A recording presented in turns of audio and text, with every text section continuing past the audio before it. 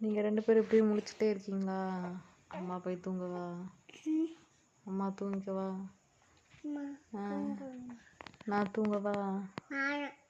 ஏன் நீங்கள் 2 முழிச்சிட்டே கிடங்க, அம்மா தூங்குறேன்.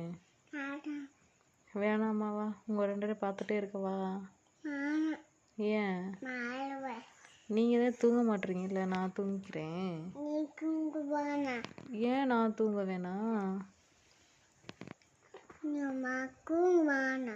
ஏன் நீங்கள் முழிச்சுக்கிட்டே கிடங்க 2 பேரும்.